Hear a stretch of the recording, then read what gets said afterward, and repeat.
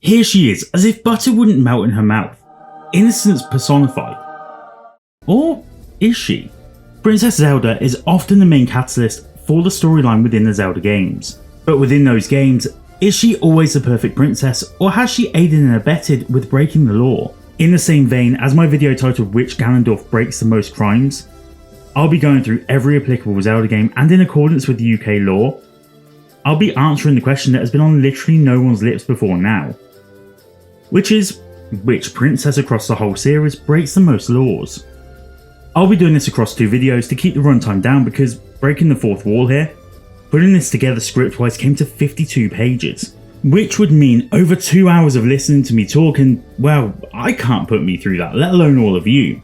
But if you are for some reason enjoying the sound of my voice, go hookshot that subscribe button and leave a like on the video. The last Crimes video has over 30,000 views so far, and I really want this one to beat it. Before I can start counting crimes though, I do need to set some ground rules. So, first of all, Zelda will be grouped by, well, their adventures.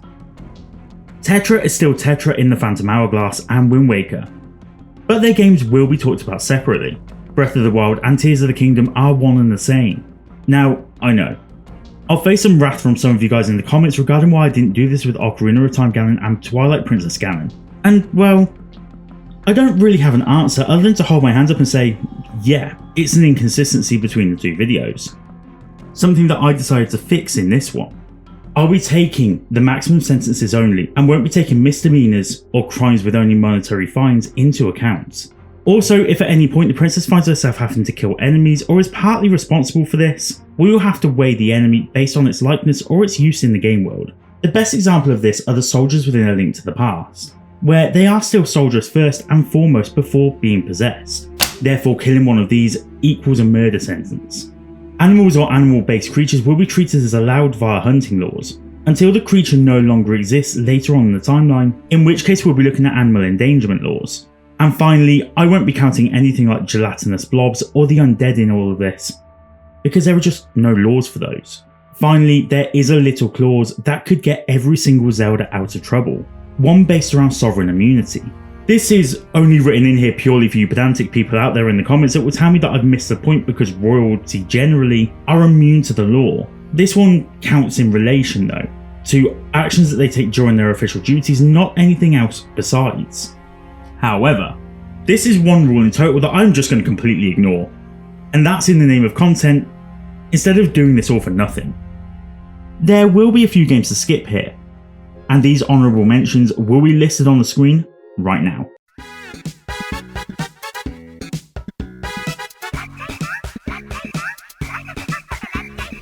Now obviously Zelda does appear in a few of these titles, but they're for fleeting moments or the princess is busy sleeping, so therefore she commits no crimes. But for the rest of them, well, let's just say I've got a severe bone to pick with all of them, because they're not as good and wholesome as you would once think. And guess what? Again, I refuse, flat out, point blank refuse to do the CDI games. And I'm not even going to end this sentence with a reason why. I just don't want to. Gee, it sure is boring around here. Finally, get in those comments below and feel free to tell me where I've gone wrong. I'm not a law expert, not a lawyer, and I may have missed some stuff. I normally do. If I like the suggestion enough though, I might even make a short about it. So let's start this off with A Link to the Past. Back in the early days, the princess was used more as a catalyst for the storyline. A Link to the Past is no different to the first 2 games in that respect, but unlike Adventure of Link where she spends the entire time asleep, Zelda is merely put in prison. And this sets the stage for her very first law break. She is held captive in the jail below Hyrule Castle, an area which is under siege by Aghanim, the pseudonym villain of the game. And it's not long before Link comes to her rescue, chopping down the ball and chain soldier and freeing her before fleeing. Technically here, Zelda here is, whether rightly or wrongly, under a form of arrest. As a result here, Zelda gets charged with her very first crime, escape from prison, which sees Zelda gain 10 years in prison. She and Link make a mad dash through the sewers, which while not illegal is pretty smelly, before making it to the sanctuary where she's aided in her attempt to hide from the judicial system by the loyal sage. They remain here for what seems to be the duration of the game while Link collects the pendants in order to find the Master Sword and end Aghanim. In staying here with the sage, she not only prevents the course of justice, but also drags the sage into the seedy underbelly of crime also, with him concealing a fugitive. It's not the sage's crime that I'm here to count though. The princess must be brought to justice, and she can with a 10-year sentence for escaping prison, and this video's first life sentence given for perverting the course of justice. Overall though, we're talking a pretty low sentence for the good princess of Hyrule at this point. But as we're already here, let's carry on with this rendition of Hyrule and Lorule, and start talking about A Link Between Worlds. In A Link Between Worlds, we've got two kingdoms in Hyrule and Lorule, and therefore two princesses to judge, both Zelda and Hilda. Zelda, look, I'll get this one out of the way quickly, meets Link at Hyrule Castle but doesn't really understand the next step for Link's journey, so she tells him to go meet Sasha. I don't think she actually understands enough about what's going on yet to be able to say that she recklessly endangers Link at this point. She basically just palms you off onto someone else for you to become their problem. It's rude, but it's not a crime. You next see her when Yuga is busy kidnapping her by turning her into a painting. And that's kind of it until we reach the end of the game where she manages to escape her painting prison and give you the Bow of Light. The bow is going to become a thing all the way through this and the next video, and the reason for it is simple. It acts as something even if it's disguised as a bow. And that thing is generally a stun gun. Finish him! Especially in this example here where Yuga gets shot with it from inside of the wall. We suddenly have a bright flash of light and then Yuga is revealed to be temporarily paralysed. These are the exact effects of a stun gun, and disguising it as something else is a crime, one that's punishable with 5 years in jail. And that is literally it. She isn't involved in the game enough to cause any proper damage, but that's because this game isn't really about Zelda. This game should really have been called The Legend of Hilda, because she's our real cover star and our real criminal. Hilda starts her reign of terror by appearing and using her magic to bind Yuga. This seems to be against Yuga's will, which means she's taken him hostage. In the UK, that gets sentenced the same way as kidnapping, meaning that she'd pick up her first life sentence within her first action of the game. She then tells Link to go and effectively save Hyrule, and then the moment he lands in the Lorule overworld, she tells him via telekinesis that he needs to save both Lorule and Hyrule, and proceeds to almost threaten him. I have welcomed you to Lorule, but my kingdom, it isn't so welcoming to strangers. So let's give her a charge for threatening behaviour and one for human endangerment, meaning 1 more life sentence and 6 months for her threats. After you finish the Swamp Palace, it's revealed that Hilda has the painting of Zelda. Considering that this painting actually contains the body, spirit and mind of Zelda, this has to go down as another case of kidnapping, giving Hilda yet another life sentence. Before the final series of showdowns, Hilda steals the Triforce of Wisdom from Zelda, who is still locked in the painting, meaning that she's stolen an ancient artifact from another kingdom. Theft is another 7 years in prison, and it's even confirmed that this is a crime within Hyrule when Ravio later swoops in and tells Hilda that taking the Triforce would have been a condemnable action. After she takes the Triforce, she summons Yuga Ganon, who attempts to kill Link, and given that she summons him as her literal weapon for this job, both she and Yuga, who will get his time behind bars soon, both get a life sentence. But there's something deeper than all of this bothering me with Hilda. I mean, yeah, she's a bad person, but there's something to her plan that seems even more sinister. See, we kind of have to read between the lines a little here, but we're told directly by Hilda that the people of Hyrule are under the protection of the Triforce. This protection seems like a potentially figurative thing, but then I sat back and realised something. In every Zelda game, human settlements are off limits for monsters. Is the protection of the Triforce not actually figurative, but more literal? Monsters can't attack these villages and settlements due to the magic in place.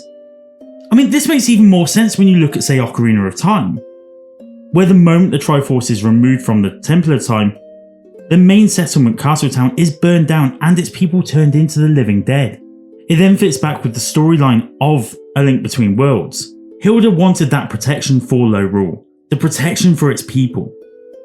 And since the Triforce was shattered, the people of her world are in constant danger. If this is the case, then Hilda's actual motives are, well, that she's willing to put the life of every single person in Hyrule in danger, which means that she faces a charge of conspiracy to reckless human endangerment for each and every denizen of Hyrule, all 69 of them, meaning that Hilda in total picks up a massive 72 life sentences, 7 years and 6 months in prison, which starts our rankings off very strongly. It's going to take quite a bit to beat this, so I think we should probably tackle another big one next. Let's go and deal with some time travel shenanigans.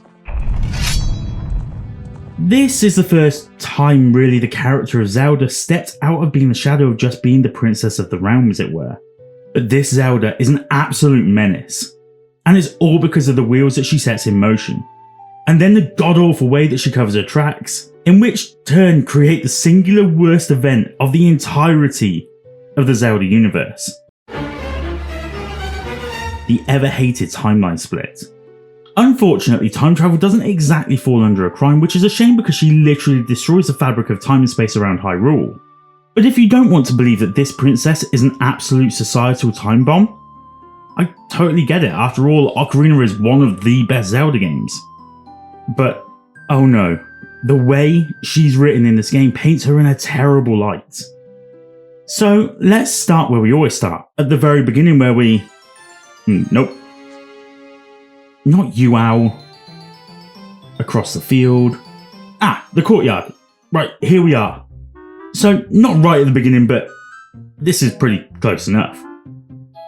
The first time we ever meet the graceful nun, Zelda. She's about 10 years old now and has no idea what she's about to do to the world. So first of all, she recognises Link from a dream she's had where a boy with a fairy would come to her holding the spiritual stone of the forest. He does so, and she tells him to look through a window at a ginger man who clearly catches them playing peekaboo. It would be arguable though that Zelda has been watching Ganondorf for some time through this window, and he's been made to feel uncomfortable, which is why he looks so peed off when he looks at the two 10-year-olds gawking at him for the 18th time today. It might be too far to say that she's stalking him, but this is definitely harassment. And then she tells you that this man is evil. I don't even know where to begin here. But I have a feeling that she may be accusing him of being evil because she's seen this evil man from the desert in her dreams. Or because he is a man from the desert and therefore she's automatically judging him based on his skin colour and where he's come from. It doesn't look apparent that Zelda knows about the Gerudo curse, where a male is only born every 100 years at this point. So she may actually be of the belief that more men from the desert exist. Although that is conjecture on my part. But I'm genuinely of the thought here that Zelda has quite literally seen a man from the desert, and presumed because he has flame red hair and red eyes, as Gerudo do, that he's evil. I can only conclude one thing from this. Child Zelda is a racist bitch. However, as racist as she might well be, she can't be tried for anything because of her age. In the UK, children can be trialed, but not as an adult, and most sentences will end up with behavioural therapies or curfews. A child cannot be guilty of an offence, as they are deemed as not grown up enough psychologically. This means that despite the fact that she puts another child in harm's way, a potential of at least another 3 times, with him having to traverse the Dodongo's cavern and fight the ancient dinosaur that dwells in the bottom of the mountain, him being swallowed by a giant beluga whale and having to kill a giant electrified jellyfish, and finally here, when Ganondorf assaults him, she doesn't actually commit a chargeable crime. Although it may be best that she seeks therapy for the fact that she is happy to let others fall to harm under her instruction. So we skip right away into the adult era. And to our first meeting with Sheik, who, remember, is our princess in disguise. She interrupts our first meeting with our new friends in Castletown, where she tells us that she's been waiting for us. Kind of creepy, but not exactly a crime. Though she did kind of know exactly where we'd be. But then you could also say that she instigated the whole process of Link losing his childhood, so she wasn't stalking him here. Just waiting creepily in the one building Ganon never thought to destroy, despite it being literally a few feet from the castle. She now tells Link directly to put himself in danger. Head into a deep forest. Go to the top of a mountain. Drown yourself in a lake. Head into the fucking house of the dead. Like, seriously! And one inside of a goddess! I don't even want to know what she's suggesting there. head into these areas, face death, and... Wait, how old are you again? There's not been a lot of evidence to support just how old Link is at this point, and he's been characterised as adult Link for his entire life. But in the UK, adulthood begins at 18. Link is somewhere between 17 and 19. However, Nintendo confirmed this directly on their advert for the adult Link amiibo on their website, telling us that the amiibo shows a 17-year-old Link. This means that Zelda is still putting a minor's life at risk. The crazy thing here though is that in the UK, putting someone in danger, or reckless endangerment as the charge would read, is actually a life sentence regardless of how old the victim is. So regardless of how old Link is, Zelda gets 5 individual counts of reckless endangerment, giving her her first 5 life sentences. At this point in time as well, Zelda points out a very clear agenda. When evil rules all, an awakening voice from the sacred realm will call those destined to be sages who dwell in the 5 temples. Together with the hero of time, the awakened ones will bind the evil and return the light of peace to the world. As I see you standing there, holding the mythical master's sword, you really do look like the legendary hero of time. If you believe the legend, you have no choice. You must look for the 5 temples and awaken the 5 sages. Now, I'm not saying that she's outwardly saying that we need to kill Ganondorf, but let's read between the lines here. Evil is seemingly at a point where it's ruling all, and the castle has become an evil version of itself, done so with state-of-the-art black magic, no less. And that evil needs to be bound, so they're going to stop the evil, and how best to do that than stab it directly in the skull? If it wasn't obvious that this was the plan all along, look at the sequence during the final battle. You use your sword, and deliver the final blow. Her plan all along was to use you to kill Ganondorf, and as such, both her and Link here get a sentence. Link would get one for murder. Whilst doing the right thing, he's doing it in the most illegal of ways, and Zelda for conspiracy to murder. Conspiracy crimes here are tantamount to the crime, meaning that if Link had to face a life sentence behind bars for his crimes, Zelda would also face life in the clink.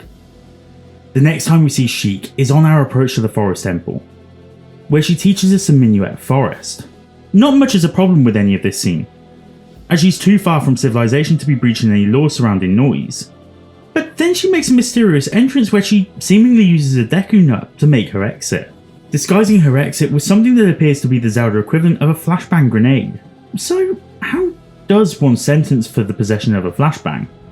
Section 5 subsection 1 and Section 5 subsection 1a of the 1968 Act make it unlawful to purchase, acquire, or possess without the authority of the Secretary of State any prohibited weapon or ammunition. There are additional offenses under the Section 5 subsection 2a covering the unlawful manufacture, sale, or transfer of any prohibited weapon or ammunition, the unlawful possession of prohibited weapons or ammunition for transfers or sale, and the unlawful purchase or acquisition of prohibited weapons or ammunition for sale or transfer. Those weapons and ammunition which are prohibited consist of any cartridge with a bullet designed to explode on or immediately before impact, any ammunition containing or designed or adapted to contain any such noxious thing as mentioned above, and, if capable of being used with a firearm of any description, any grenade, bomb or other like missile or rocket or shell designed to explode as aforesaid. Thank you for that, Crocoses. So there's definitely a case here against Sheik, but a lot of her sentence depends on not just her possessing this exploding nut, but also her culpability, or her reasons to use. A high culpability would mean that she intended to use it for a criminal purpose, or a reckless use of said item, which I would say is definitely not the case as she's just using it to get away. Instead, this falls under a medium culpability, the same as the use of a stun gun, and so falls right into the middle of the categorization chart of culpability against the type of weapon. This middling classification then gets weighed up against the potential harm the item or distress releasing the weapon could have caused. Again, there's 3 categories which amount to severe alarm or distress caused along with the high risk of death or disorder, no harm caused at all with no risk at all, or a middle ground somewhere in between. In this instance, I'm going to err on the side of caution and state that Sheik is using this flashbang to get away and not cause damage, and so therefore is well within category 3, no harm or distress caused, which still gives her another sentence of 5.5 years. We next head back to the Temple of Time because our undead friends here are scaring us, and Sheik appears, telling us that we can head back through time by putting the Master Sword back. She again reiterates the importance of her quest for you in stopping the darkness, before teaching you another song, before using another Deku Nut with exactly the same intent, getting her another 5 years and 5 months. We then run into her inside of a volcanic crater, which more begs the question of her sanity and her ability to withstand molten lava. I mean, Link at least has a specialized suit to deal with this. And then she does this.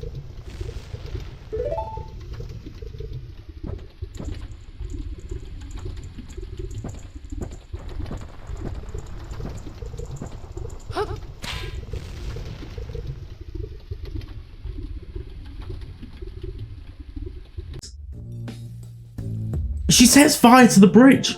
A literal wall of flames pop up, stopping Link from getting too close to her in her ninja form. She does this as a reaction to Link moving closer.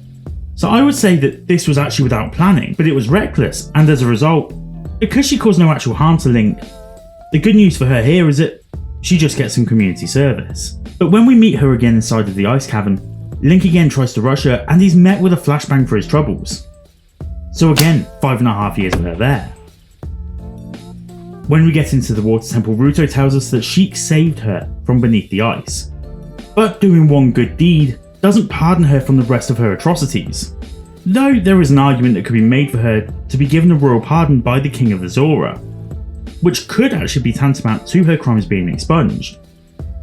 However, he's frozen, and isn't even aware of the situation, and is never informed because Ruto never returns to tell him. So the pardon can't ever happen, meaning that Zelda still faces her crimes. The next time we see Zelda, she's thrown herself into Lake Hylia for a swim, before we then run into her at Kakariko Village. The town is on fire, and the only one around to witness it was indeed Sheik. Now, I'm not saying that she set fire to the village, that would be insane. But she is the only witness. Suddenly, an entity rises from the well and tries to kill her, before the same entity launches itself into Link, who goes flying. Zelda here then directly puts Link into mortal danger. She describes that her protector Impa is a sage and that she's gone to help deal with the demon that just nearly killed you both, before sending you into the Shadow Temple to meet a fate worse than death, a giant pair of hands playing a massive drum.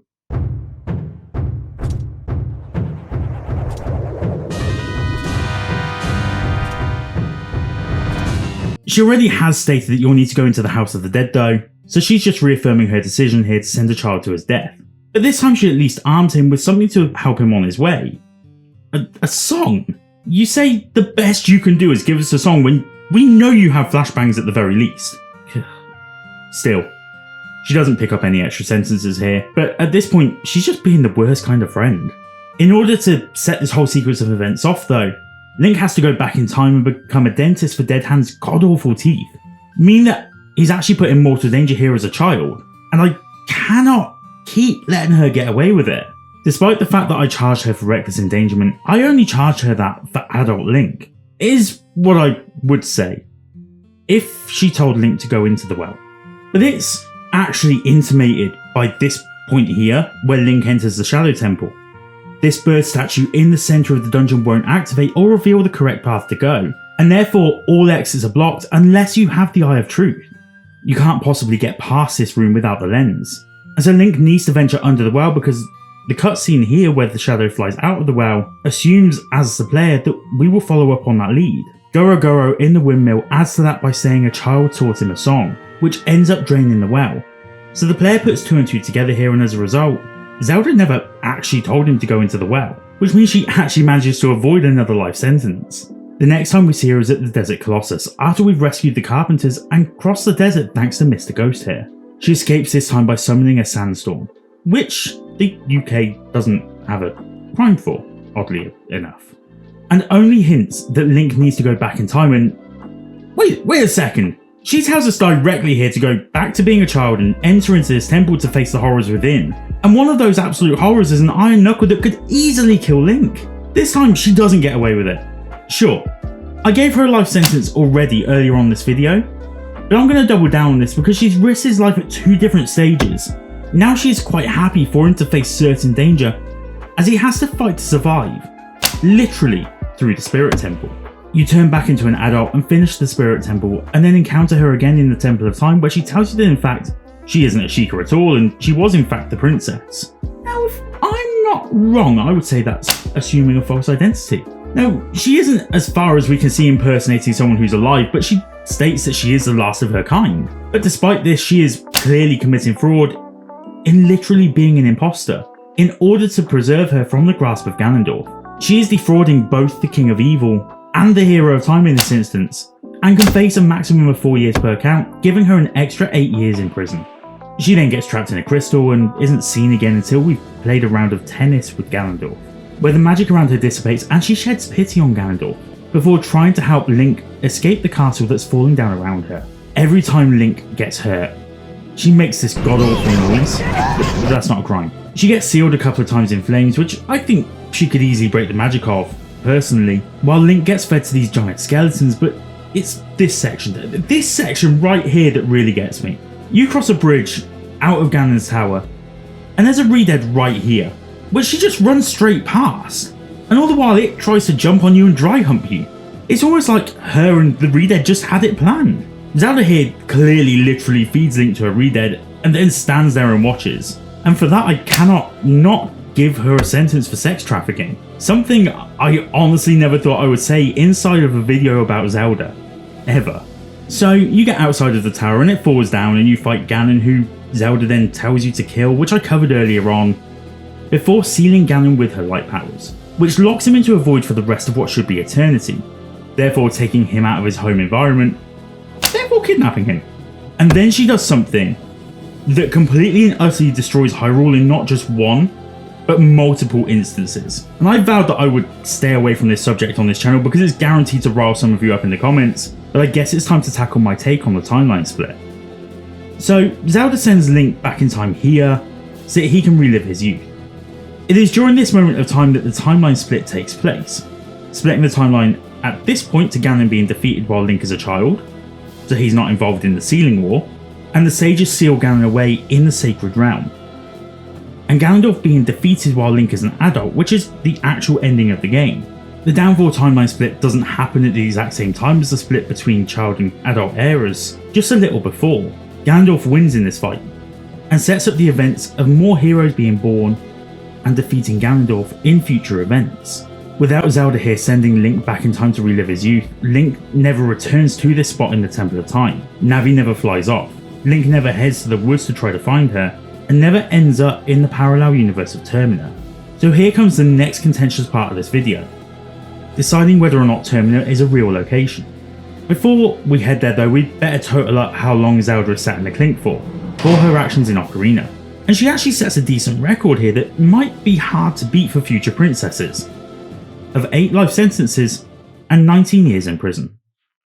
As I stated earlier, I think that this place is real, but it's almost more like an alternative reality. I think Link certainly crosses into a new land here, but as every character is an alt of another character inside of Ocarina of Time, aside from the happy masked salesman who is 100% the same character, I think that the events of the game do actually happen, but in an alternative reality. So she's going to have to be responsible, because it's likely her magic here in sending Link back in time that caused the Rift of Termina to open, and therefore that means the events of Termina happen in part due to her. However, while it's her magic that causes Termina to open, she doesn't cause any of the events within Majora's Mask. There's no mind control, no manipulation, everything that happens in Termina is of happenstance, exactly the same as it is when it comes to A Link Between Worlds. As a result of this, I know this is going to upset all of you Majora's Mask lovers, but you're going to have to wait at least one more video before getting to see your Mask boys get their love, because we're going to be saying that this one is safe from Princess Zelda and her meddling ways. So let's move on to a game that is definitely not safe from Zelda. I'm sorry to interrupt Counter Crimes, but I'm here to bring a very special message from our sponsor for today's video. Me. We are getting so close to reaching 2,000 subscribers, and to celebrate, I've partnered with Fourth Wall to bring you this incredible merch. There's shirts, hoodies, mouse mats, mugs and earpod cases, all with this incredible artwork from Splattered Colours. I'm wearing the t-shirt right now, and it is super soft, comfortable, and it arrived within less than 2 weeks. And it's all at a reasonable cost too. And if you order over £50 worth of merch, you'll get free shipping. Thank you so much for supporting the channel so far. You'll find links to the merchandise in the comments and the description. Now, let's head back to counting the Twilight Princess's crimes.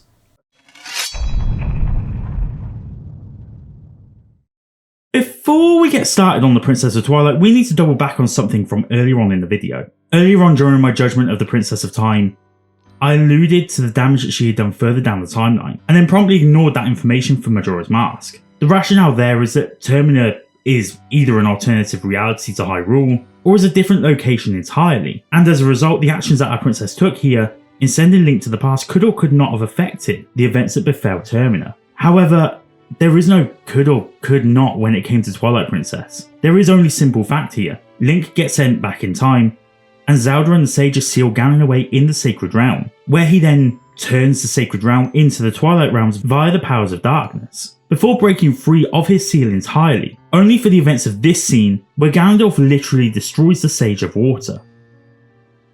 If she never sends Link back to his child form, he defeats Ganondorf, and then the events of Wind Waker happen, meaning that this timeline where Twilight Princess exists no longer does. That being said, we need to treat the events of this game with two different Zeldas in mind. First of all, we need to look at the isolated lens that is the Twilight Princess Zelda, and then we need to look at the bigger picture of crimes against humanity that Zelda inadvertently creates by reversing time. At the end of finding her crimes within Twilight Princess, we then add those sentences to her crimes from Ocarina, and we should get a true reflection of just how evil the Princess of Time really is. I just want to make you all aware here that this game is going to set a couple of benchmarks in terms of how crimes get counted, so I use this as full explanation of how I reached the crimes that I counted, so that future Zeldas in the series could be spared such a long investigation. So, starting with the actual princess of this game, we first meet the Twilight Princess in the Twilight Realm, where she explains her entire position. Dark beasts storm the castle, ripping apart the castle soldiers at the behest of Zant. Zelda sent her men to attack the beasts, but this is defending against an act of war, meaning no charges get levied against her here. She then sort of gets given a choice, surrender or die, and her decision impacts the whole of Hyrule. She, of course, drops her sword and surrenders, an act that will see Zelda completely protected under the Geneva Convention. We skip to the end of this cutscene, where she reveals herself to be the princess, having hidden her identity within the Twilight Realm, in case of Zant finding her. She says something interesting to Midna at this point, claiming the Shadow Beasts have searched far and wide for her, and as the current ruler of this land, despite it being self-proclaimed because there's actually no other ruler to depose him at this moment, it would mean that Midna is a fugitive, as is, judging by the fact that she's hooded, Zelda. Zelda is, and I absolutely love the official term for this, unlawfully at large, which carries a 2-year sentence, while she also harbours both Link, who is a prisoner in this land, and Midna, who is already seemingly a fugitive. These are both worth 10 years each, giving Twilight Zelda her first 22 years in jail. On that note, Midna helps Link escape the Twilight Realm, and I did say this video was about princesses, and Midna is the official princess of the Twilight Realm, so I think it's only fair that we take a look at this imp's behaviour too. Midna decides here that she's literally going to attach herself to Link, riding around on him in both his human and wolf forms. This is a difficult one to categorise as a law, but I feel like it's closest to stowaway laws, where someone hides on a vessel without the direct permission of the owner of that vehicle. By doing this, they also make themselves a fugitive, although Midna already is, and carries the 2-year sentence with her, but she also gets an extra 3 months for being a stowaway on the good ship Link. The biggest issue that I actually have with Midna though is this sentence here. So, you really have no choice but to do what I say.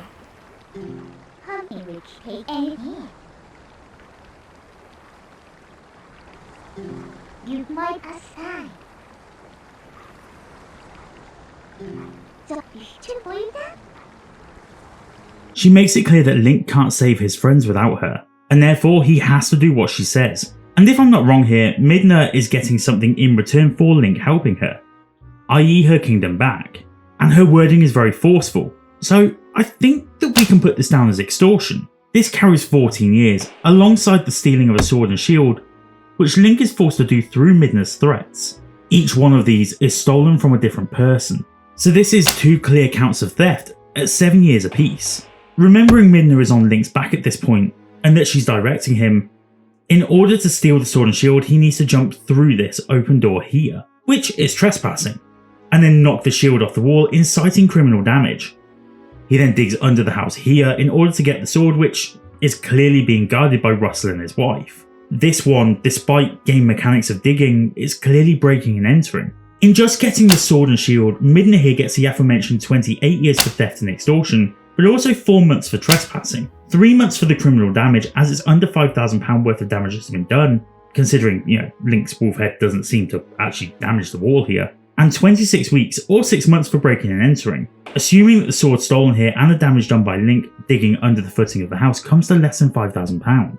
29 years and 1 month for a sword and shield may well be excessive, but that's the absolute tip of the iceberg when it comes to the Imp of Twilight. As we get out of the village, we're harassed by a former Twilight denizen, which Link does away with his bite power. I think that we've established enough through this and the previous video that these creatures are people from within the Twilight realm, their spirits taken and transformed into these creatures. And a number of you even called for the crimes against them by Zant to be taken more seriously as disfigurement or mutilation. Look, I'm not going to go back to fix that, but I am going to take these crimes against the Shadow Beast a lot more seriously.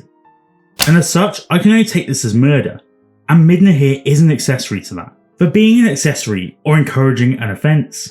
According to the Serious Crime Act 2007, the maximum sentence for assisting an offence is actually the same as committing the offence itself, so Midna can have a life sentence here. You then approach a door to the Twilight Realm where Midna tells Link that he may not return should they enter. Link here obliges, so no sentence for abduction here.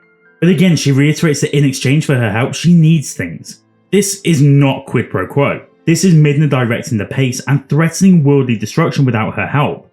Again, just backing up my earlier claim of extortion. She hears the cry of a spirit with no light left, or a spirit beast.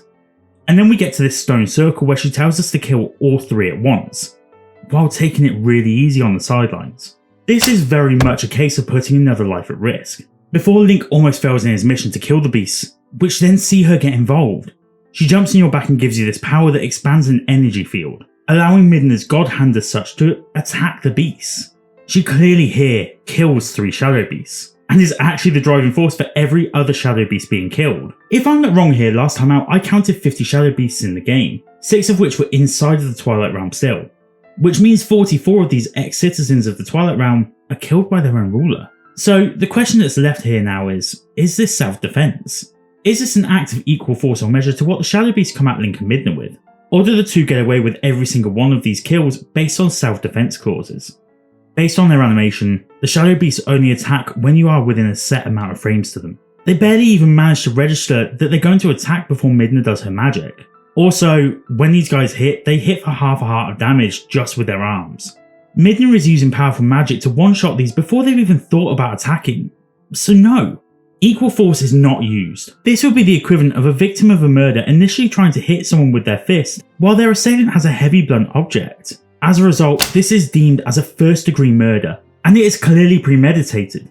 Midna knows exactly how to kill these, like she's planned on it or done it before. First-degree murder equals life. So I'm going to turn around now and sentence Midna for 43 first-degree murders, and 1 accessory to first-degree murder, setting her up a further 44 life sentences on top of her already ill-gotten 52 years and 4 months in prison.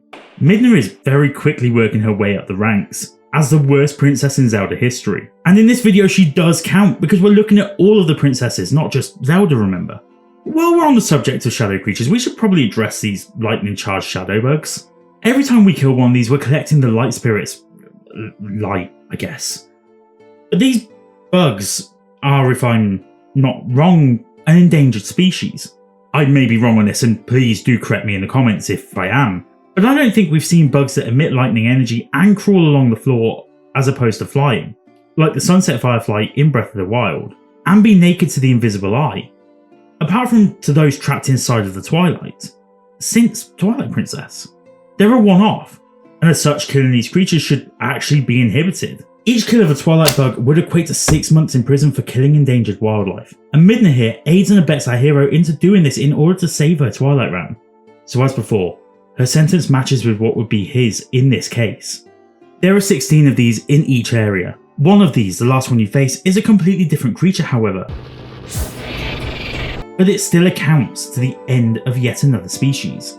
This makes, in total, 48 counts of accessory to animal endangerment, giving her yet another 24 years in prison. Midna here, as I've stated before, literally acts as an accessory to every one of Link's crimes, which means we're probably going to have to introduce our own game mechanics into this counting crimes thing in order to make it work. See, every time Link fights an enemy, he kills it. However, most of the creatures within the game are, well, they're creatures. There are some, like when you're riding over the fields of Hyrule and you get attacked by these bokos on horseback, that you're clearly dealing with in self-defense. All of those will just be conscious with to not count on the crimes counter, as Link and therefore Midna would just be applying equal measure to just not being killed. However, dungeons are a completely different kettle of fish, as Link is literally invading their habitats. As such, any creatures Link kills within a dungeon will need to be treated within the same rules as hunting is within the UK, according to the Hunting Act 2004. Now, this law mainly pertains to hunting via the use of dogs and guns and not swords,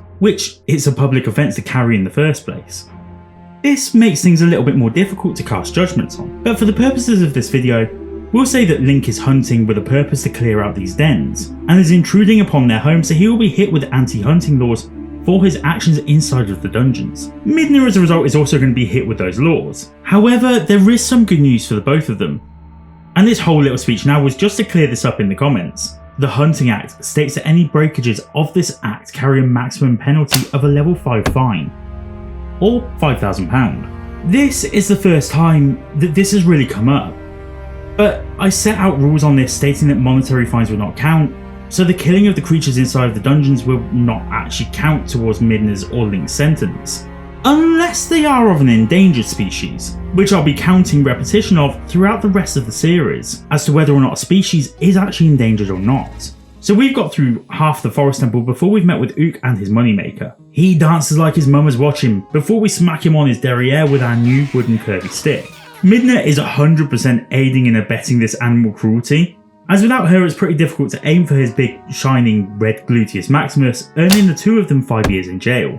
We finally stop smacking the monkey silly and stick our sword through one more Twilight bug, which I'm not sure Link needed Midna for at all, so we won't give her that charge, before Link realises that he can actually commit remote terrorism with explosives and a windy boomerang. He has to use Midna to target this for him for it to work, but you have to use this bomb to get access into this room in the dungeon and save this monkey. The lucky thing for both Link and Midna here is that in the case of mining, use of explosives is actually completely legal, and looking at the application here where he uses the rock to blow up the bomb, I think we can give them the benefit of the doubt.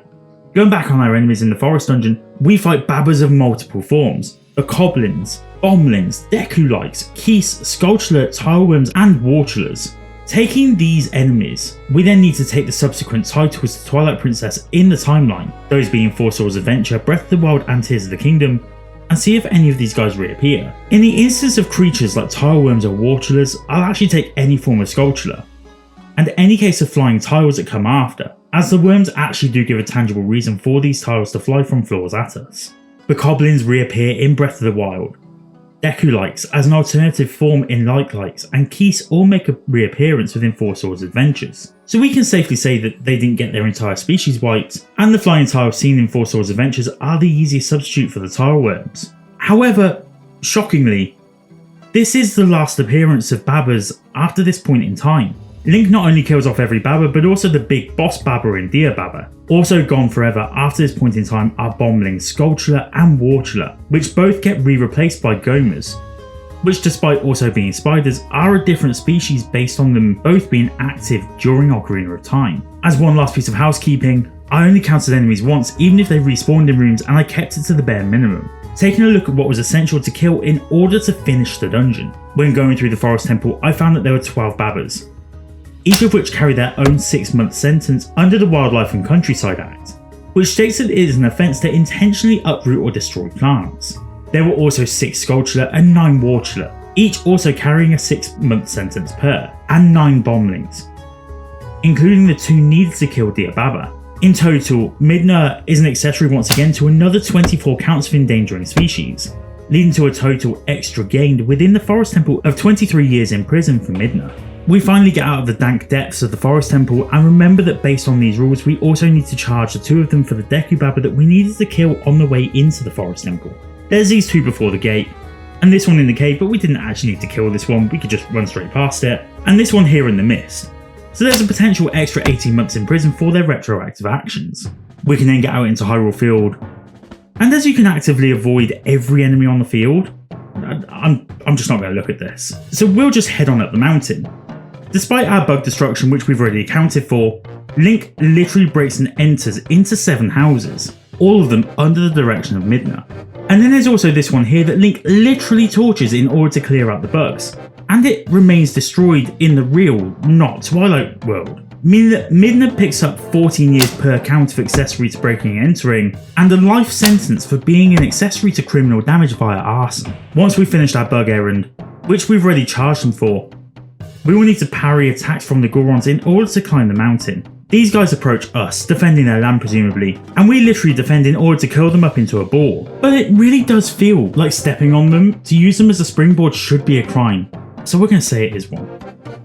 After all, if you step on someone's back in the street, it would be incredibly safe to assume that we'd be looking at charges of actual bodily harm, which carries a 5-year sentence. This will be counted as ABH because of the fact that no long-term harm comes to the Gorons in this instance. There are 5 Gorons that you need to step on in order to climb the mountain, as well as these 2 which this one you throw off the mountain. That is attempted murder by any standards. Just by the premise of being there and not just witnessing the attempt on this poor Goron's life, but actually suggesting Link climb the mountain, Midna also picks up a life sentence here, whereas this one just hits the ground, so we'll count that one as ABH. The Goron mines themselves are relatively uneventful for Midna, as the dungeon itself centres around the use of magnets rather than combat. But that doesn't mean the Princess of Twilight is completely out of the woods in terms of crimes committed.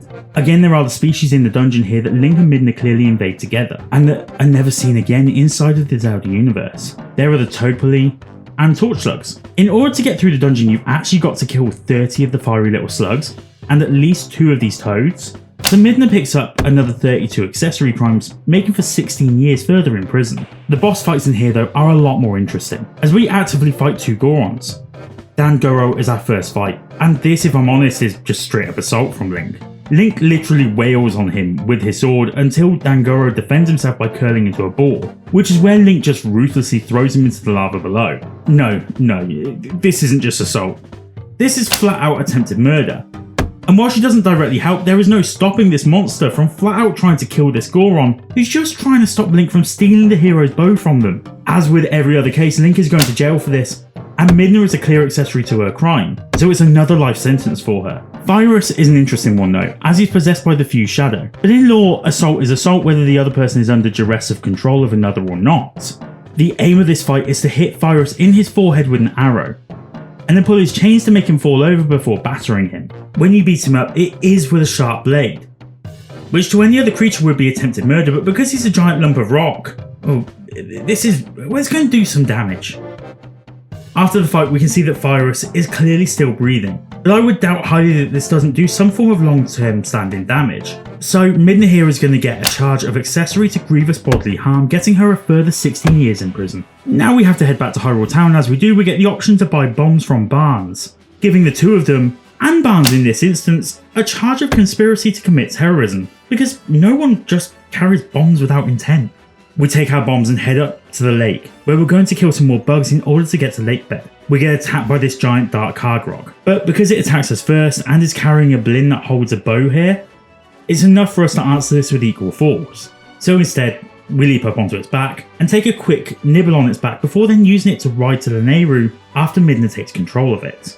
As this bird is clearly an agent of Ganondorf and Midna literally takes control of it, she can have her first count of coercive control, giving her a 4-year sentence. Heading back through Zora's domain, there isn't much to talk about aside from when we have to backtrack back to Death Mountain to remove this meteorite from the floor.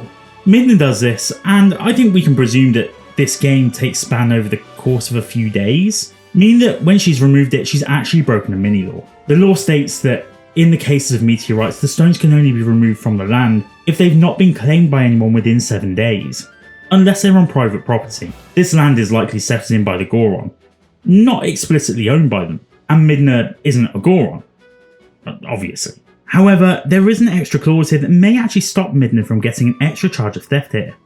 It would seem throughout the games like the portals surrounding the Twilight have been moving things that belong in other places.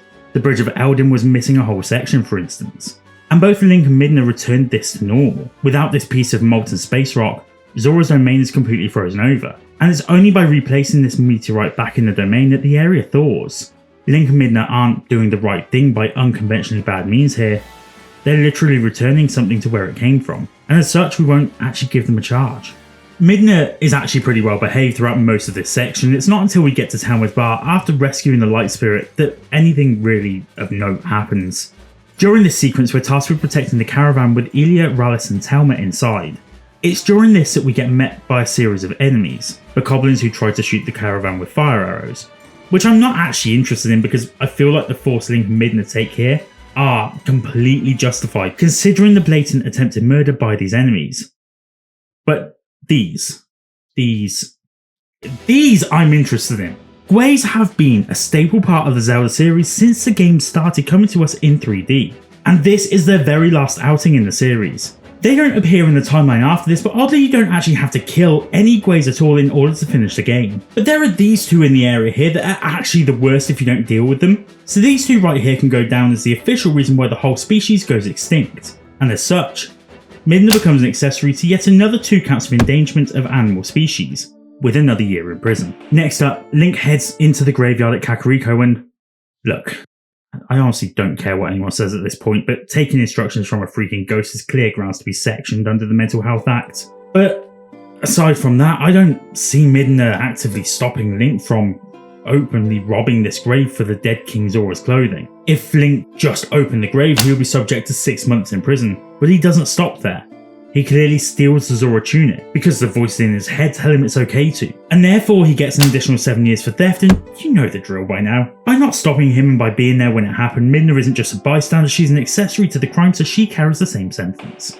Your next stop is to go buy a different type of bomb that can be used underwater, and Midna straight up tells Link that he needs to head to Lakebed. And when you get there is this giant boulder in the way, so the two of them get an additional conspiracy to terrorism charge. Not for the boulder that needs exploding, but just for the fact that Link is carrying a new type of bomb on him. After destroying the entrance, we can swim our way into the Lakebed Temple, where in our first room Midna is going to be an accessory to one of the strangest crimes in this entire video. I bet you didn't know this, because I certainly didn't before scripting this video, but shooting down stalactites actually breaches conservation laws. While we've got to use bombs for this purpose, the bombs themselves would be used for clearing out this cave, which isn't illegal under terrorism laws. But what you're destroying does break conservation laws. Accessory to murdering stalactites. I mean, accessory to breaking conservation laws. The two pick up 6 months per count. With 4 stalactites, that makes another 2 years. So let's start in here with the obvious. Creatures in the dungeon that Midna helps Link to make extinct. There are a total of 15 unique enemies in Lakebed, as well as Deku Toad, the sub-boss, and Morpheal. 9 of these don't live on to the end of the game. Our extinct species from Lakebed are the Bari, Bombfish, Chewworms, Helmasaur, Shellblade, Skullfish, Todo, and really surprisingly Purple Chew. Chews of course exist in Breath of the Wild, but not the purple variation, meaning that this species go extinct as a result of Link and Midna's behaviour. Again, we're going to go through the dungeon and count up these enemies, but once again we only need to count the ones that we actually need to kill as opposed to those that we can just skip past. For instance, the Helmasaur in this opening room here are completely skippable, and you can run through them and get to this door without ever having to touch them. However, these are still listed as endangered species according to the fact that none of them make it past Twilight Princess in terms of reappearing later on down the series.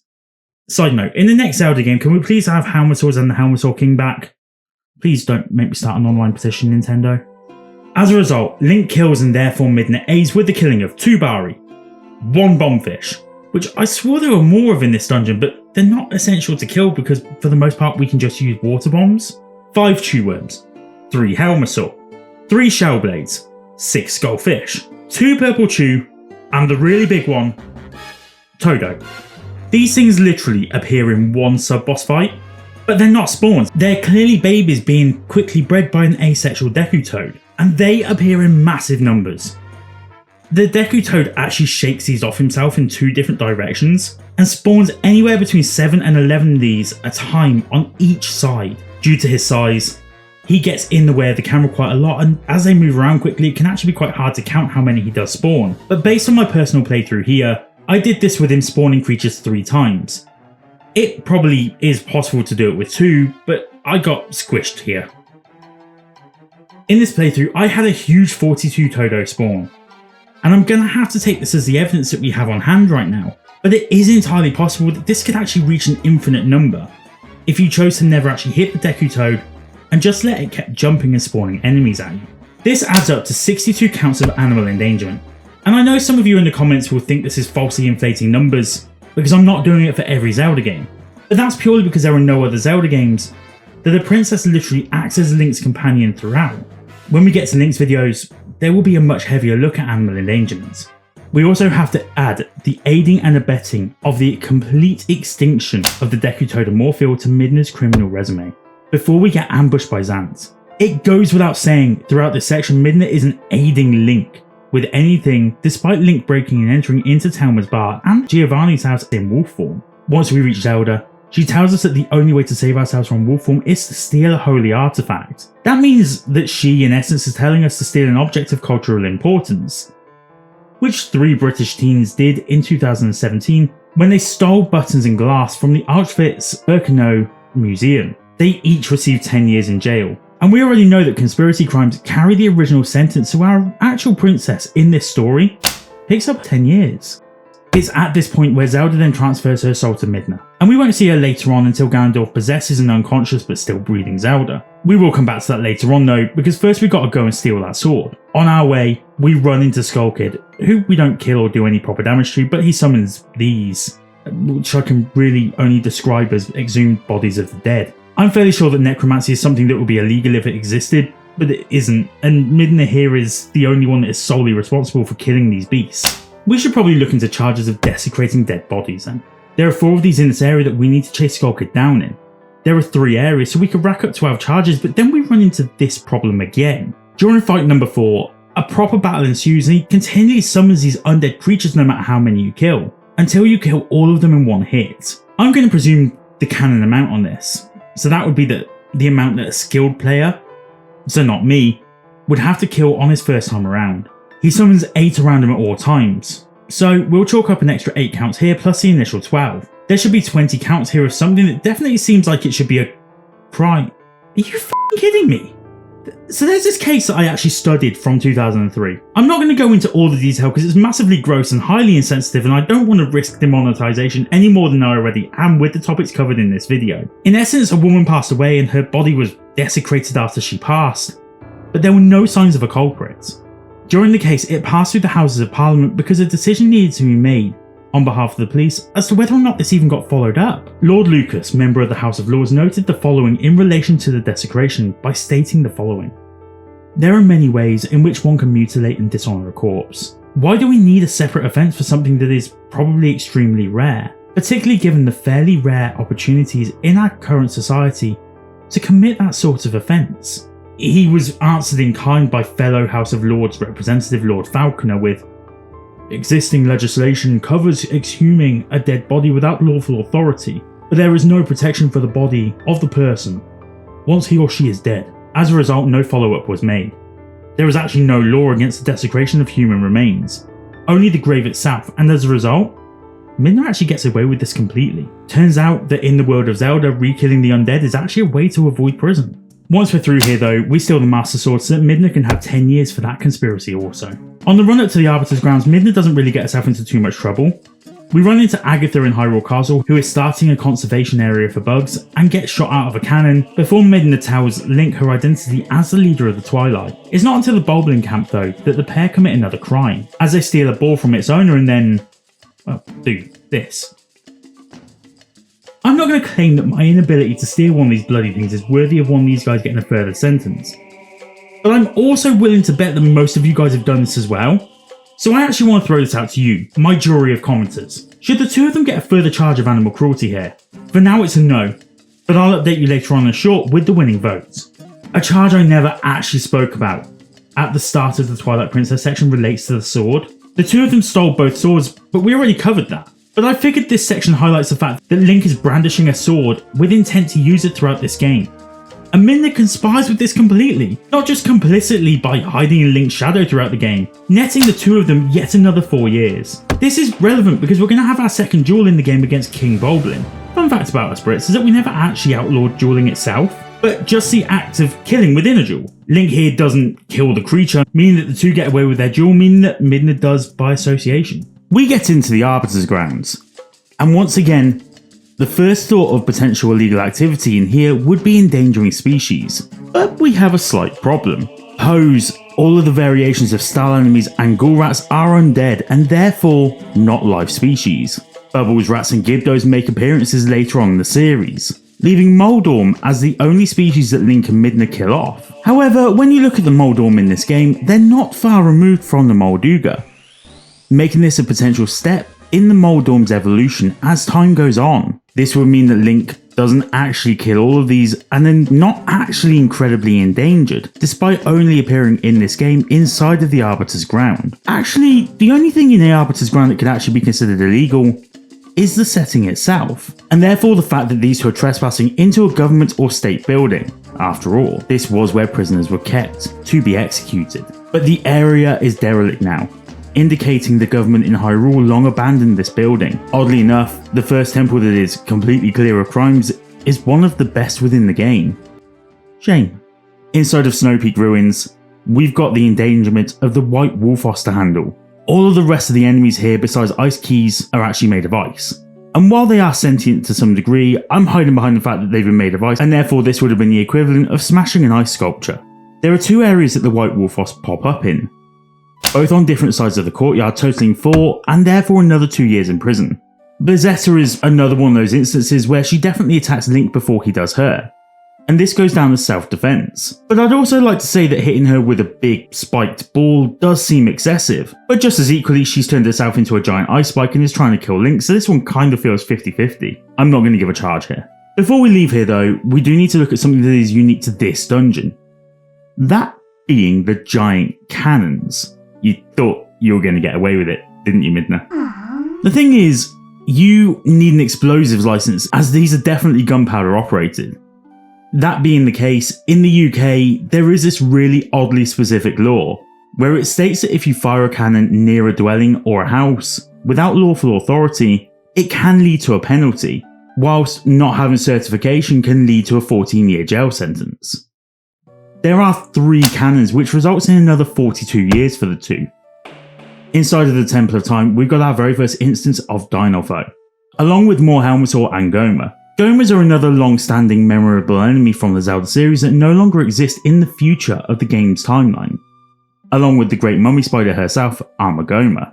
Gomas got split up here into the normal format spiders and their hatchlings, the baby Goma. Generally speaking, it isn't actually illegal to get rid of these pests from inside your house, but going into the habitat of a spider that's going to become extinct? Yeah, that's a big no-no. There are 101 of the baby spiders running around, and 8 fully matured spiders racking up 54.5 years. In addition to the 2 Dinolfo that get killed en route to the top of the temple and the 2 Helmasaur on the way back down, giving a total here of 56.5 years just for being an accessory to animal endangerment. We should probably talk about this guy too. I kind of missed him in the Ganon video, but I will stand by what I said about the Dark Knight in Twilight Princess. It wouldn't be a stretch here to imagine a royal guard being posted here to protect the entrance to the Sacred Realm, especially after the events of Ocarina of Time. While he goes up in a puff of purple smoke, as does every enemy and in fact insect in the game, I'm going to continue my claim that this man is a royal guard, possessed by Zant's power. He clearly attacks Link here first, which means that the maximum charge here can be manslaughter for the killing of a man in self-defense, which, unfortunately, given the parameters for Link carrying a blade for self-defense, I would have to put my judge's hat on and say that Link would probably get a maximum sentence of life imprisonment for this, and, well, Midna again doesn't really help, but she's there and she's not exactly telling you to run away, so by de facto, she's an accessory here too. Finally, Link kills off the entire line of spiders by squishing Armagoma, adding another 6 months to the pair's prison sentence. Link is really killing Midna here. Before we get to the City of the Sky, we've got to go up and clear out the hidden village of Bokoblin squatters. What we're really doing here is taking our impetus as the hero a little too far, I feel. Sticking our nose in even when we're not wanted, like a village that's been hidden behind a giant boulder for years. Now, Link heads into this village. He snipes 20 Boblin and saves one old woman who's probably likely quite close to popping her clogs anyway. In the eyes of the law, while Boblin are monsters and haven't been counted on this count anywhere because of their kin reappearing later on in the series, Link and Midna are actually going to get some one-off sentences for these needless murders. The court would, in the UK, weigh the sentence by the crimes committed, the harm or damage done in the process by both parties, and the extent of the crime. So I'm just going to go out on a limb here and say that the 20 killed humanoid creatures should form a part of that, along with the several houses that get burned down by the fire arrows that these boblins hang on. Just how weak are those arrows, and are the houses that wet here? Seriously, these buildings are made of wood and fire doesn't... Oh, never mind. 20 counts of extreme vigilantism leading to the murder of 20 boblins will be a further 20 life sentences for Midna. Up in the city in the sky, Link and Midna's actions still aren't safe from the law, as they encounter 3 Aerolfo, 11 more Deku Baba, another Big Baba, 5 more Dynalfo, 12 more Helmasaur, and 4 of their bigger cousin, the Helmasaurus, 5 Kargroks, 1 more Purple Chew, 2 Warchulers, and of course Argrok.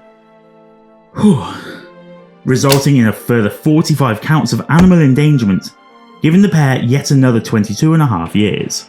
Now, we can actually skip past the entirety of the Twilight Realm as the enemy's hero all effigies to Zant, made of what I presume are possessed automatons.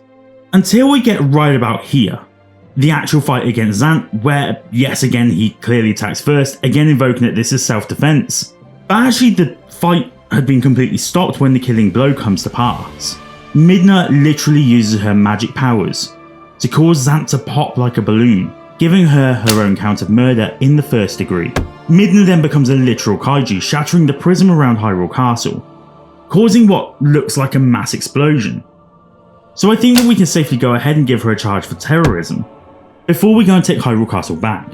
We have, however, got the listed species of Aerolfo and Kargrok to sentence for, giving them another 2.5 years in prison, as well as the manslaughter of another 4 Darknuts. Finally, we get to the big bad, and can nearly give Midna her final sentence, but first Ganondorf has sat on the throne, having defiled the place, and he's possessed what's left of Zelda, her bodily husk as it were, and uses her to fight against Link. The whole point of this game was to count this Zelda's crimes, but aside from her 22 years for harbouring fugitives, and for being lawfully at large, that's actually kind of it for her. Actual princess in this story picks up 10 years. Picks up 10 years. This fight counts for nothing in the eyes of the law because Zelda is, as the law would state, non-corpus mentis, or not of sound mind. As her soul sits within Midna, she is now possessed by the darkness and therefore is acting on her own volition. Meanwhile, Link and Midna have to fight against the giant boar form of Ganon. And this one is going to be hard to judge, but seeing as Ganon turns into a giant pig and wasn't one to start with, I'm going to go with the idea that Link and Midna are defending themselves and there's no deaths actually happening in this sequence. There's no charge. Not until Midna does this.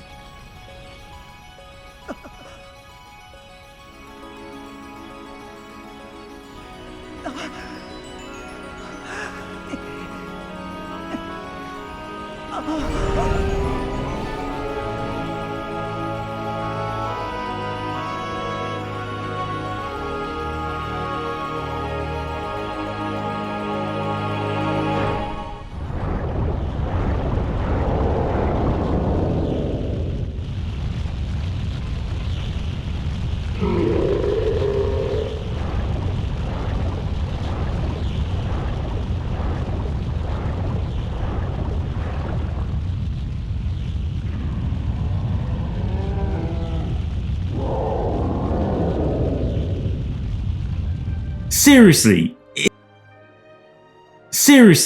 is that crown nuclear or something? She destroys, via what can only be described as exploding it with the power equal to a massive bomb, the entirety of Hyrule Castle, giving her 1 count of destruction of a heritage site, and 1 count of terrorism, and an attempted murder, amounting to 2 life sentences and a further 10 years. Just after this, the Princess of Hyrule grabs her favourite bow and starts to shoot at Ganondorf on horseback, with an arrow made of light. I don't know how these work. Obviously it's magic, but a real world application here would be, I presume, something more like a firearm, where it's effectively going to be a bit like being shot. Bows aren't actually covered under the firearm law, but the way that these explode is a lot more like a gunshot than anything fired out of a bow traditionally. So I do think that we can give her another 10 years for the use of a firearm like ammunition, and her first life sentence for attempted murder. I'm sorry, but just look at how this fight goes.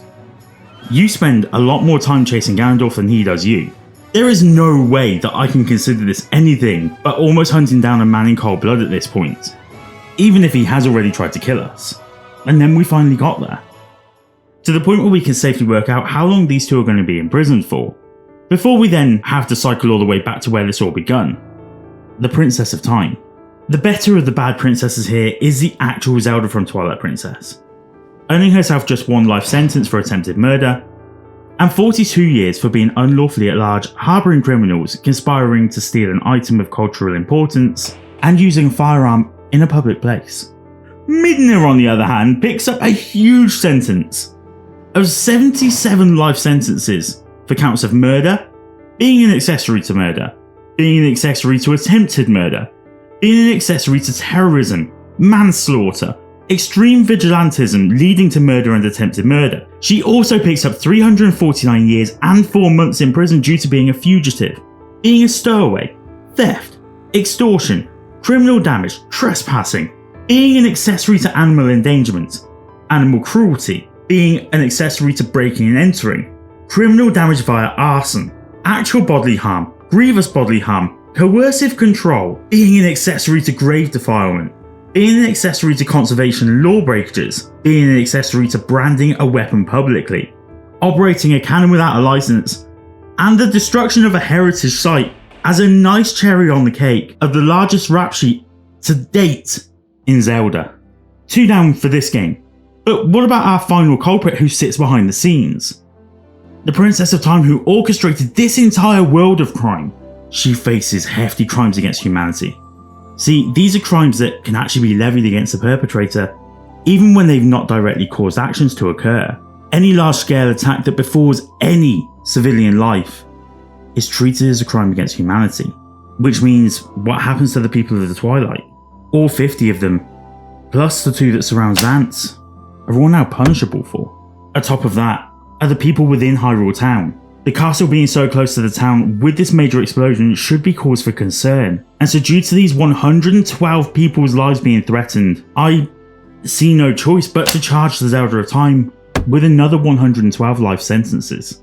In total, she gains 162 life sentences here, in addition to her 8 that she already gained previously, and the 19 years, not just beating Midna to the longest jail sentence, but absolutely smashing the rest of the competition.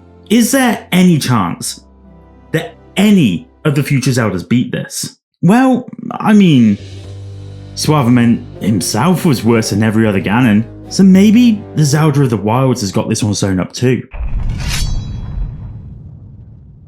So, this Zelda of course gets rolled into 1 for her transgressions because it is the same Zelda obviously. Luckily, we don't have any antics like Zelda being our sidekick for this one, so we get to pretty much skip through the cutscenes in some form of order. The first thing to touch upon here is the overarching mission that Zelda has. This mission involves her subduing the Calamity, crowning 4 champions and having them pilot the Divine Beasts and then having Link fight the Calamity with the Master Sword. All while she seals it with the power of the goddesses that she must awaken by bathing in these springs.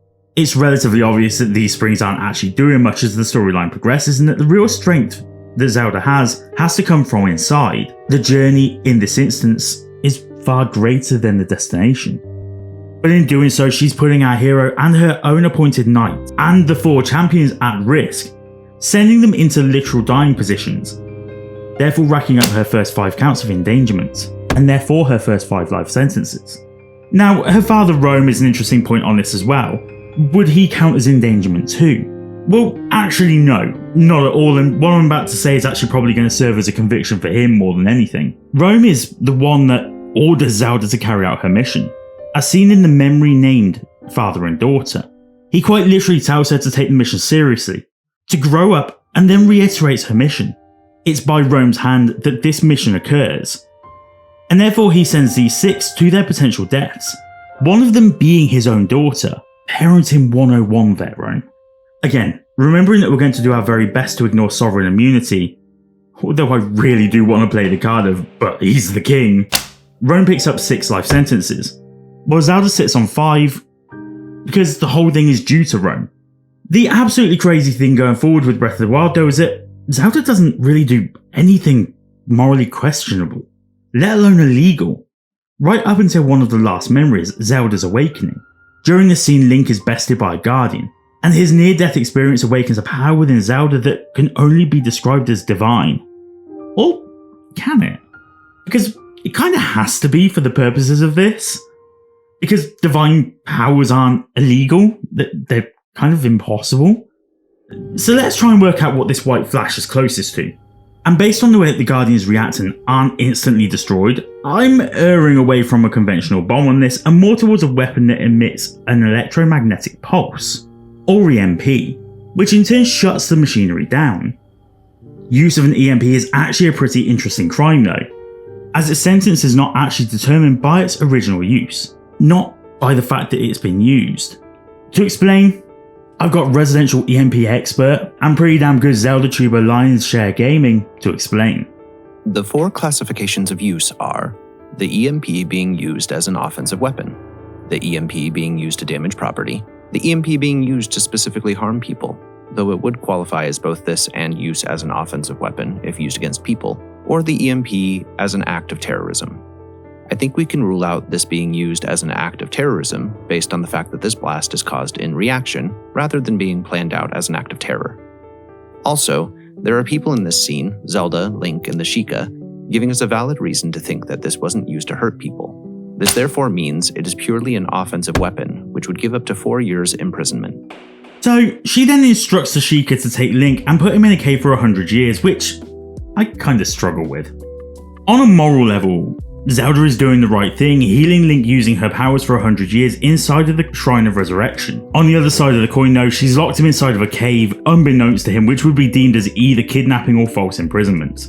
Despite the fact that it's an altruistic reason that she's done this, because we have to follow the notion that a crime is still a crime, despite if the motive in this instance is positive, then she does have to go down for another 16 years. She then takes the Master Sword, a bladed weapon, with her to the Korok Forest, which means that she's wielding a bladed weapon. But despite it not being with intent, possessing a weapon can still carry a 4-year sentence. We then get treated to a flashback, where the divine beasts are all being unearthed. These, whilst being large weapons or the equivalent of tanks, don't actually generate any illegal activity for anyone in the game at this stage, until Calamity Ganon takes them over. In her last memory, Zelda confronts Calamity Ganon on her own, and uses her newfound destructive powers to do damage and seal the demon. In this instance, we don't see the actual effect of her magic, but we do know that it was enough to seal Calamity Ganon for 100 years as per the storyline of the game.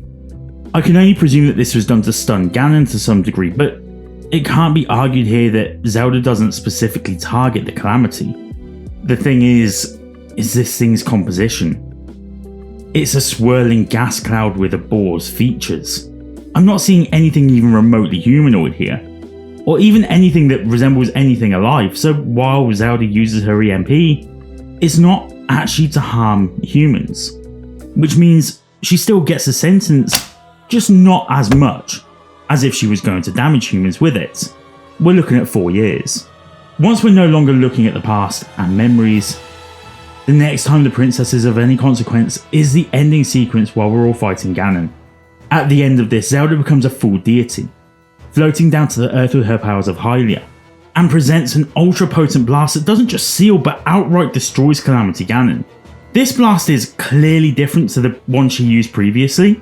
It's ultra powered and ultra dangerous. It presents this ball of light a bit like a Goku Spirit Bomb, and I think that I'm going to have to say now that this 100% needs to qualify as a weapon of mass destruction, therefore giving Zelda one more life sentence.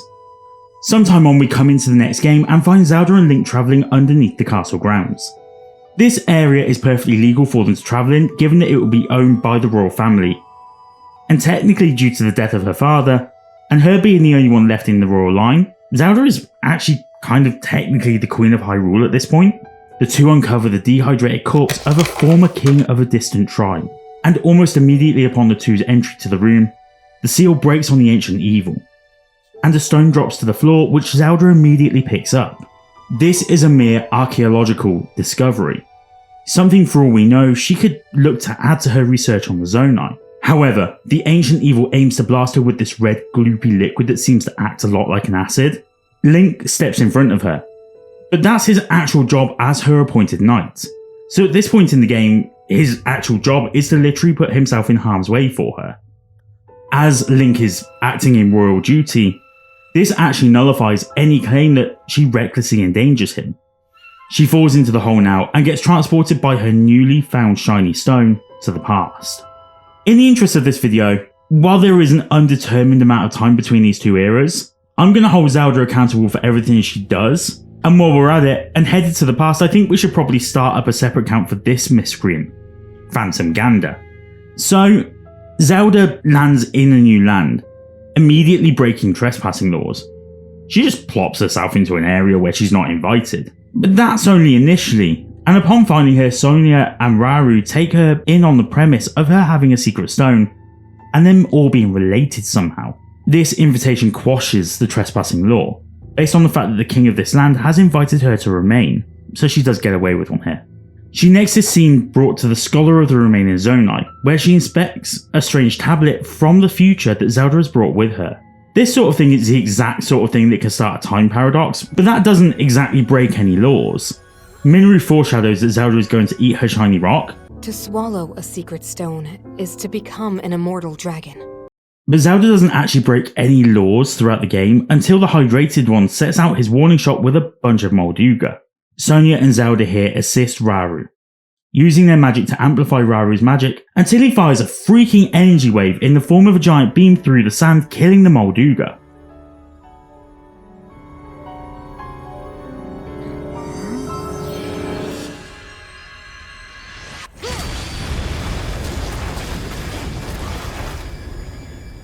Now, there is absolutely nothing on this planet close to the power and magnitude that this potentially hits with, as it literally tears up the ground underneath the Molduga. But it is pretty cool and scary to know that here in the UK we've developed a combat laser called Dragonfire. This is classed as a direct energy weapon. But there aren't actually any direct laws here in the UK regarding these, because right now they're pretty classified, with the one law against these weapons being that they're only illegal if they can cause permanent blindness. Yeah, the whole, permanent death thing being completely ignored. Of course, if the king, queen and princess of a foreign land determine the laser should be fired, in this instance I think it would be pretty safe to say the law allows it. But I also wanted to ignore that clause for the sake of the video more than anything. So let's say she does become an accessory to firing this weapon. What would that even classify as? In this instance, I can do nothing but state this. If these secret stones in this power fell into the wrong hands based on Ganondorf's actions in the games, they could be absolutely used to commit terrorism. And given the fact that this is a weapon, I think we need to go with that as our base charge. But then we've also got to factor in environmental damage, and then the animal cruelty charges that she'll get for aiding in killing the sand beasts. The Molduga actually are almost impossible to count. 11 of them pop up on the screen here, but Zelda and this guard claim that there's too many for them to handle. We also know from fighting these that they're able to go under the sand, meaning that there could possibly be some under the sand during this dust cloud that they've created as they surge forward. But then Molduga are known to be relatively powerful enemies, and they would survive shots taken from up high by these three guards, who are wielding spears anyway, so they'd probably only get one shot each. Perhaps this is what they meant when they claimed that it was too many for them, and maybe here they would certainly face an onslaught if met by 11 of these at once. As such, I'm going to presume that there are 11 here, and by my counting skills, that gives Zelda here another 55 years in prison.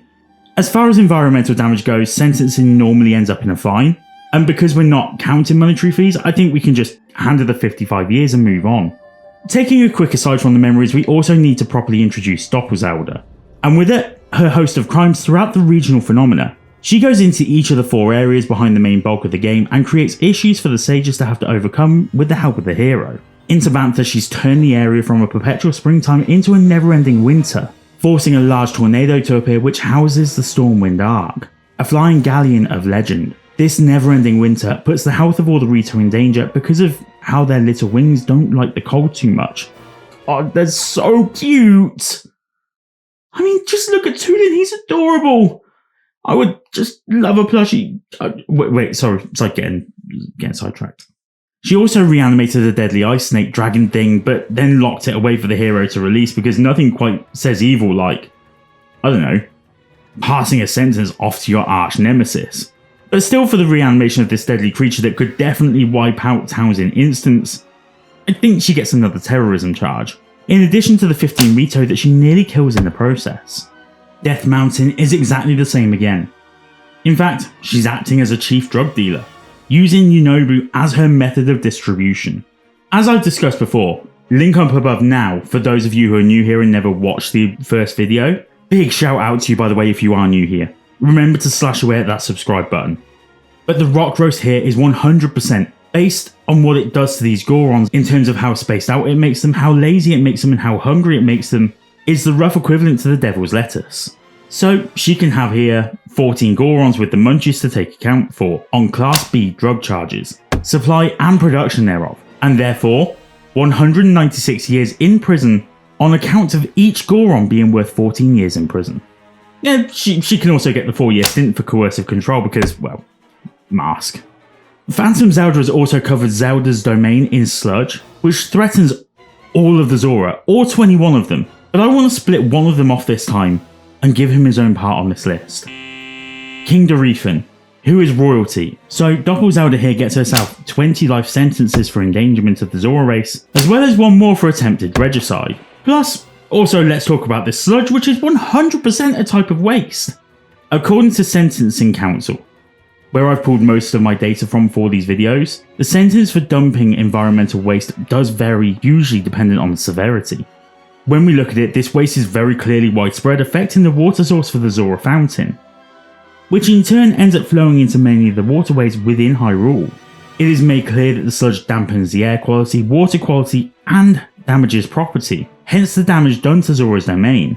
This would classify as a Category 1 in terms of harm caused, meaning that it can get the maximum sentence of 1 year. Finally, in the most direct act of doing damage, Puppet Girl creates these gross egg sacs for the literal undead to break out of and attack the Gerudo. There are 43 Gerudo, so that's 43 more life sentences, and I tell you what, Puppet Zelda is actually really trying to give Midna a run for her money here. After that, Puppet Zelda commits just 2 more crimes. So we're going to jump back to the memories, and Zelda approaches Sonia on the balcony before Ganon literally breaks Sonia's back so hard that she dies. This is a count of conspiracy to commit regicide, and further being an accessory to regicide, giving a further 2 life sentences. Through the actions of Ganondorf killing the Queen, Rauru goes on about a bloody revenge mission, calling together a council of trusted members of each race who all have magic abilities, which he goes on to enhance further with the power of the stored away secret stones, before essentially calling for war.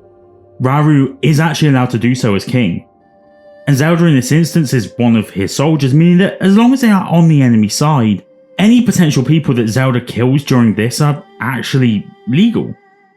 Which, by the way, is kind of how I think a lot of Age of Imprisonment will go later on down the line. Any characters involved in the Hyrule Warriors games to some degree will have been conscribed into an army as such.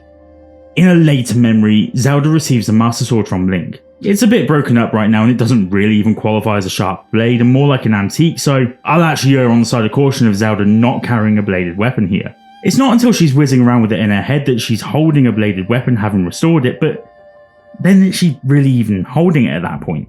Desperation kicks in.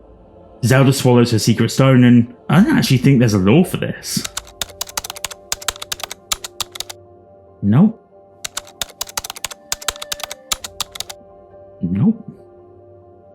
No, there's no law for this. I mean, a part of me did want to say there's something to do with cultural history, but there's been no historical records of people swallowing pieces of cultural history on account of it definitely causing health issues. Like, seriously, how many times do I have to tell you that swallowing rocks is not recommended? But she does so, and becomes a massive skyworm, and honestly that's kind of it for Zelda in Tears of the Kingdom. She flies around for an eternity until Link appears and definitely tries to kill her by removing a blade from within her skull. And then she helps in the fight against Ganon, but everything is so far removed from civilization, no structural damage is done. So we're kind of at a point now where we get to rank our princesses, and of course, this doppelganger. So, from the top. A Link Between Worlds Zelda is by far our smallest offender, picking up just 5 years in prison. She'll at least get to see the outside world again, unlike all of the rest of this offender's list, as the Zelda to the Past takes 7th place with 1 life sentence and 10 years. Closely followed by Twilight Princess Zelda, who will be in jail for 32 more years than A Link to the Past Princess. Tears of the Wild's Zelda finishes our low ranking field in 5th overall, followed by her counterpart Doppel Zelda, who picks up 66 life sentences and 200 years in... Wait, no, I'm forgetting something huge here. Something... Just let me go back through the footage. She's not even close to being... She's Phantom Ganon, an apparition. Something implicated by its name as being undead or supernatural. She, Phantom Ganon, Doppel Zelda, is therefore disqualified on account of not being real. That means that all of the previous entries move up 1 rank, and the modern era Zelda is now followed by Hilda from A Link Between Worlds, who gets sentenced to stay in prison for 72 life sentences, 7 years and 6 months. But she's still heavily beaten by Midna, who spends 77 life terms, but 349 years and 4 months in prison, who in turn is just outdone entirely in terms of being an evil imp by the Zelda of Time, who gets a sentence of 120 life sentences and 19 years in prison. That is gonna take some beating. And just so you have something to come back for the next video, there is one Zelda out there that does beat this. Okay, I'm done milking this series for all it's worth for today. Sorry, internal thought, get back inside. In order for me to keep the runtime down on this, we're going to leave this right here. But in the next part of the video, I'll be covering the Wind Waker and Phantom Hourglass Zelda, Skyward Sword's Goddess in Training, Four Swords Adventure, Spirit Tracks, the Oracle games and Echoes of Wisdom. So remember to hit that subscribe button and the bell to get notifications for when that video is released. I'll see you next time.